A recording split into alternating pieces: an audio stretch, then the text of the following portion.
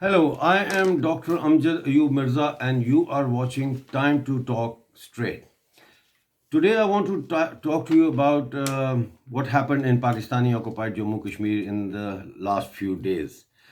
For the past 9 months, there was a civil disobedience movement going on in Pakistani occupied Jammu Kashmir, which Pakistan calls Azad, meaning free Kashmir.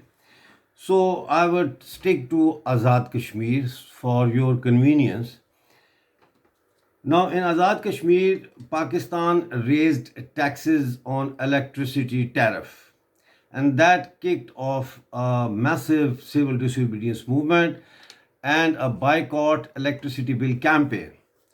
After which, several sit ins were conducted, protests were held, and general strikes took place. People did not pay their electricity bills because there was a boycott electricity bill campaign going on.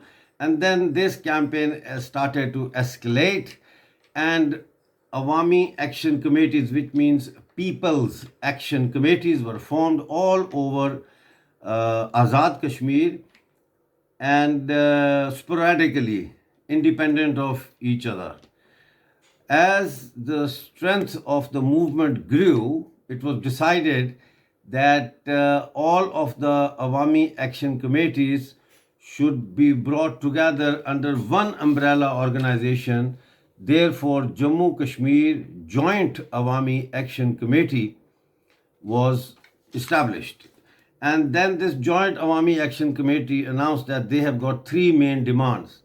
The first demand obviously was that we should be given electricity at production cost. Since the electricity is produced in Azad Kashmir or Pakistani occupied Jammu Kashmir, it was bought at the rate of 2.5, 2.6 rupees per unit, and then all of the electricity was taken back to Pakistan and then sold back to Azad Kashmir at the rate of 50 to 60 rupees per unit.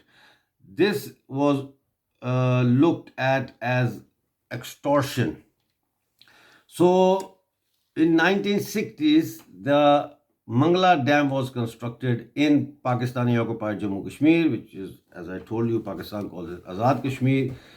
And it was promised to the people of Azad Kashmir that their requirement of about 300 megawatt will be given to them free of cost. Well, that never happened. Hundreds of villages submerged in the reservoir of Mangla Dam, and including my own ancestral village. People were displaced, and most of the people who live in midlands and are from Kashmir origin originally came from this part of Pakistani occupied Jammu Kashmir called Mirpur district, who were displaced, and they moved to England in the 60s, and they started working in coal mines, in factories, and in textile industry, and so on and so forth. At the time, British industry and British economic growth was in good shape, and there were a lot of jobs, plenty of jobs, and it was immediately kind of after the post-war period. So British was reconstructing its economy. However, uh, later on, Pakistan refused to give us our electricity free of cost. Somewhere between 4 to 5,000 megawatts, depending upon the season, is produced in Azad Kashmir, which is all usurped by Pakistan. It is taken to Pakistan National Grid and then sold back to the people of Azad Kashmir. Uh, People were very angry, and people were not demanding free electricity, although I had put forward a political program which asked for free electricity, but the movement initiated by Joint Awami Action Committee was asking for electricity to be issued to Azad Kashmir at production cost.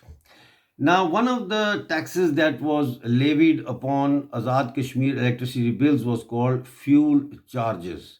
Now, electricity in Azad Kashmir is produced by water, like hydropower projects.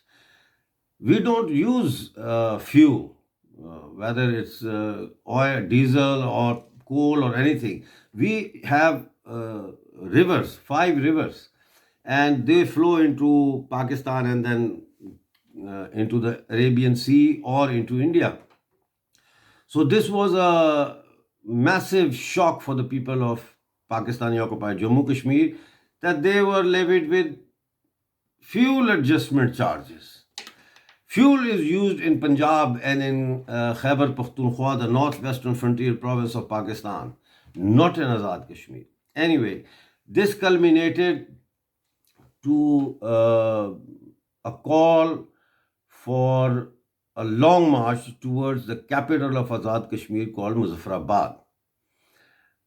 It was decided that on the 11th of May 2024, action committees will mobilize people to undertake a long march towards the capital, Muzaffarabad, and observe a indefinite period sit-in, a sit-in for indefinite period until their demands were met.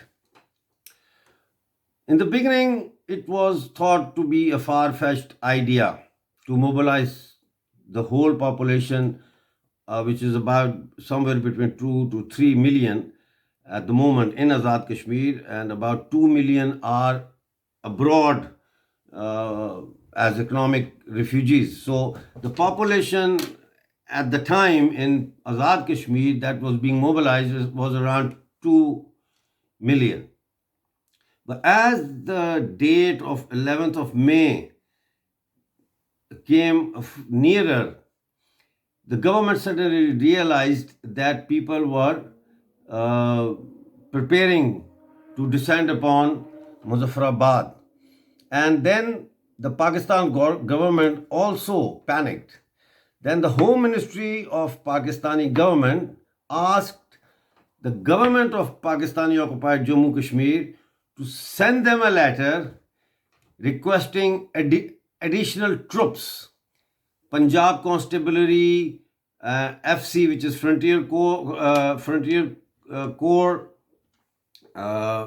Constabulary, and to facilitate law and order situation and maintain that. This fueled the anger of the people even more, because they saw it as a direct violation of their sovereignty, because Pakistan, although administers Pakistani occupied Jammu Kashmir, but it has its own parliament and it has its own assembly and its prime minister and president. So this was looked upon as infringement of their sovereignty. And obviously people started making speeches, giving statements against this. However, Punjab Constabulary and FC started to arise. FC is kind of a paramilitary force, somewhere between police and paramilitary force. Not exactly paramilitary force, but somewhere in between.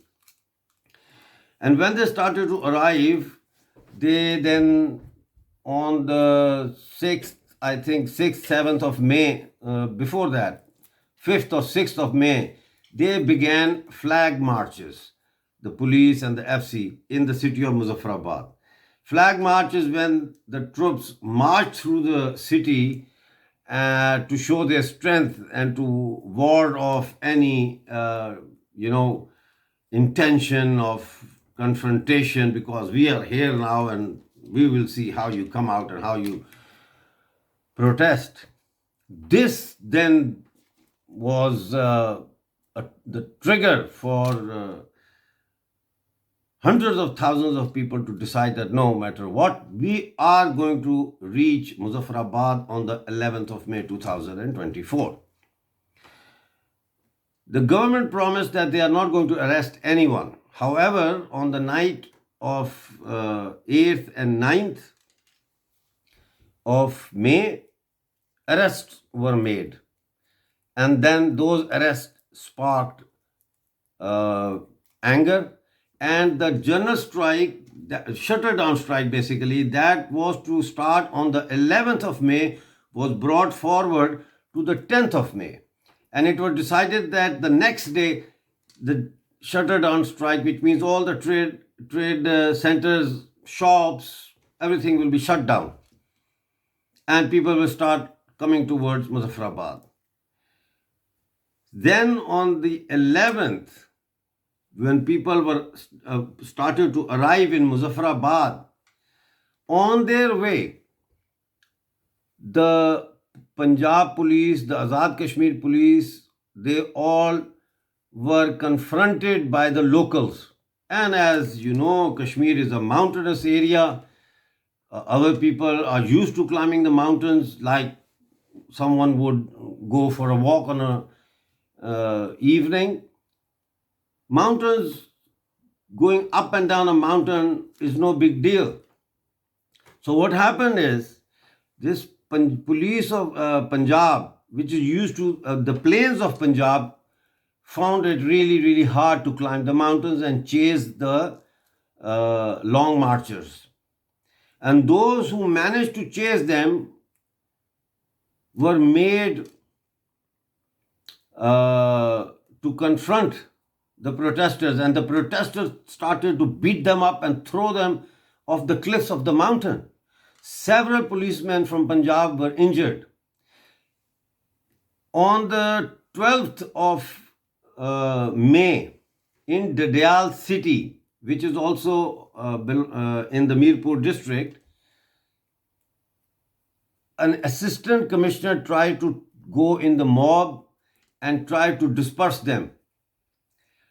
He slapped someone in the crowd, and then the result was that the crowd beat him up so badly, and they took off his trousers and they hung his trousers in the square of Dadial city. This reminded everyone of 1971, when Pakistani troops had tried to suppress the Bengali nationalist movement, and they failed, and then Pakistani troops had to surrender to India, and at that time Pakistani army's trousers were taken off to humiliate them.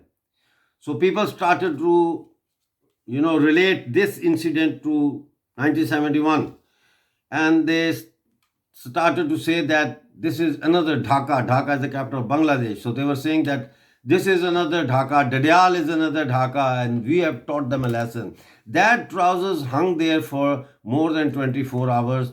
Not a single Pakistan administrative representative from the police or whoever had the guts to go and pull it down.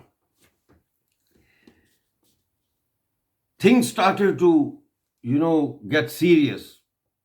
Marches were coming closer to Muzaffarabad. Eventually, there was confrontation.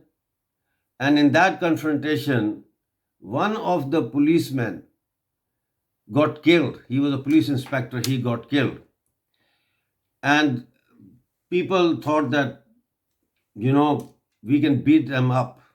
While this was happening, the Pakistani government forced the Azad Kashmir government to make another request to Pakistan to send the paramilitary rangers in. So now the paramilitary rangers were entering Muzaffarabad. The policeman who got killed through a bullet wound is now been established that was killed by the police firing and not by the firing from the crowd, from the protesters. He was standing, crowd was in front, the police contingent was at the back. The police started firing on the crowd, straight firing. And one of the bullets hit him from behind, near his shoulder, and came out of his chest. This is the postmortem report. But then the Rangers on the 13th of May opened fire. They entered and they opened straight fire on the protesters, immediately killing 3 young men. Now the protesters became really, really angry and they started chasing the rangers. The rangers were in many places, scores of policemen were encircled and made, pardon me, prisoners. But the protesters didn't know what to do with them, so they started ripping their clothes off and kicking them and making them run for their lives. On the 13th, when the news broke that three young men have been shot dead during the protest, and the protest is getting out of control, Pakistan Army started to fly in helicopters with military commandos in Muzaffarabad. At this point, Muzaffarabad had no government.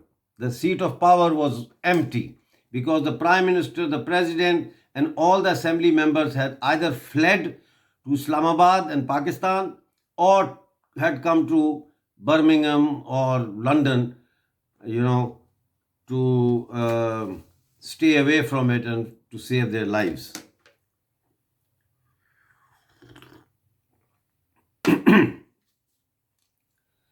By the 14th of May, close to 500,000 people, 1/4 of the total present population of Azad Kashmir had descended upon Muzaffarabad, and Muzaffarabad city was full of protesters, including the suburbs. So the government then had to, capitulate. And they said that we have agreed to all the demands, and there were three demands. Number one, electricity at production cost.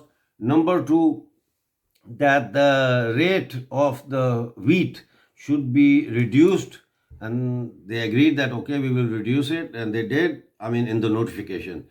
And the third was that all the privileges and perks of the prime minister, president, members of assembly, judges, civil bureaucracy should be abolished.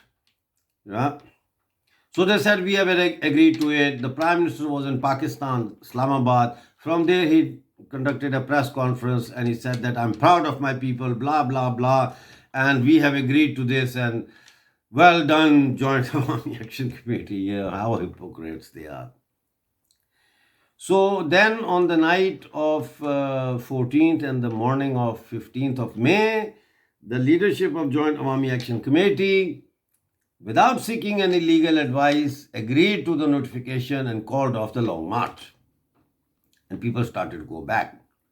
However, many people who were arrested during this protest and just before the protest were not released. Protesters and their leaders were not released. The main leader was not arrested, although his house was raided because they wanted to arrest him 1 or 2 days before 11th of May, but they were not successful. Now, apparently, this civil rights movement, this civil disobedience movement has been called off. But how do I look at it? I look at it as the first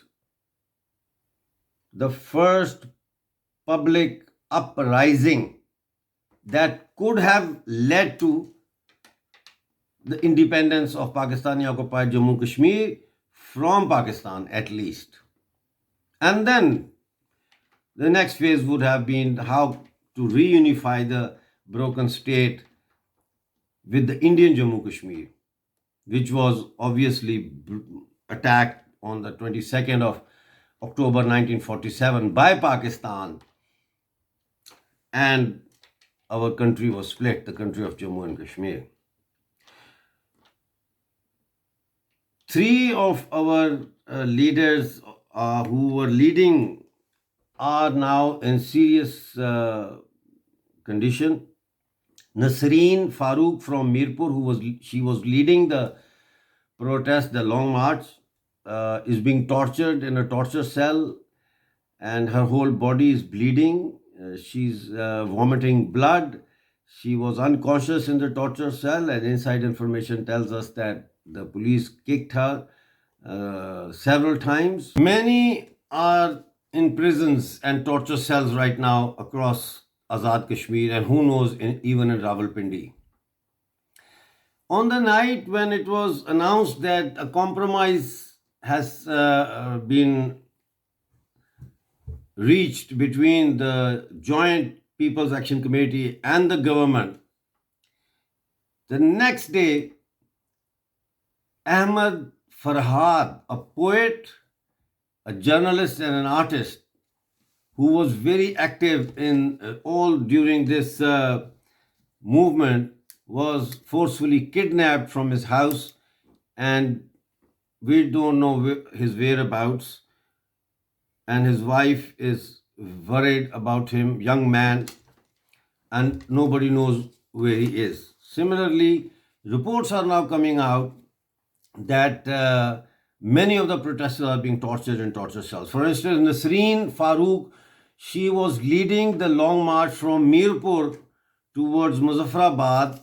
She has been arrested, and inside sources have told us that her whole body is bleeding and is bruised, and she became unconscious. And then, when she was unconscious because of the torture, policemen kicked her in the stomach several times, and now she's vomiting blood, but she's being denied medical assistance. Similarly, Saad Ansari, advocate, who is also missing, and Raja